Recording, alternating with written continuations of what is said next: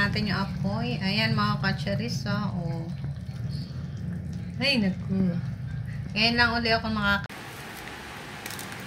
Hello mga kacharis! For today's video, magluluto tayong isda, adobong fish na ang tawag dyan mga kacharis, yung espada kung tawagin nila mga kacharis ko, yung mahaba. Ayan, maglagay ako ng paminta powder. Adobo siya mga kamamshi. Kung maraming paminta, mas masarap. Ayan, samahan nyo naman ako magluto ngayon mga kacharis. Nabisi tayo mag-work. Ayan. Naglagay akong paminta. Naglagay tayo ng magic. Ayan. Tapos, lagay na tayo ng sibuyas. Yung ating luya. Ayan, cooking vlog tayo ngayon mga kacharis ko. Tanglad. Bawang. Ayan, meron din tayong bell pepper. Ito, meron pang bawang. At yung ating sili. Pampaanghang. Ayan, then, naglagay tayo ng toyo, suka. O, diba, mabilis ang lutoy lang yan mga kacharis ko. Napakabilis ng ating pagluluto mga kacharis ko. Toyo. Nagmamadali rin ako mga kacharis ko. Magla-live pa ako ng mga ng 4. Kailangan ko makapagluto. Ayan.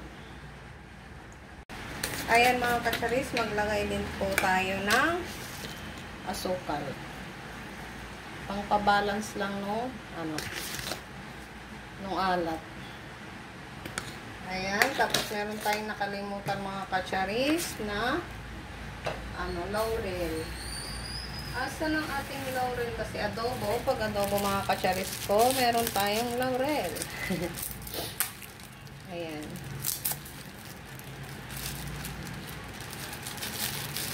O, diba, napaka-easy ng ating hindi pa yan natin nakasalang yan. Naamoy ko lang siya mga kacharis. Mag-add din tayo ng buong paminta. Meron na tayong paminta powder, meron pa rin tayong crack powder. Ay, crack paminta. O, diba? Ayan na, kainan na mga kacharis. Charot lang. Salang na natin mga kacharis. Mga kacharis ko, mag-add ako ng used oil from chicken. Meron pa tayong from ayan. Ogosa lang na yan mga kacharis ko. Ayan mga kacharis ko, naisalang na natin yung ating fish. Kaya lutuin na natin siya. Ayan mga kacharis, kumukulo na itong ating recipe na espada. Espada fish. Tama ba? Hindi ko lang. Basta espada yan mga kacharis. Taste na natin yung ating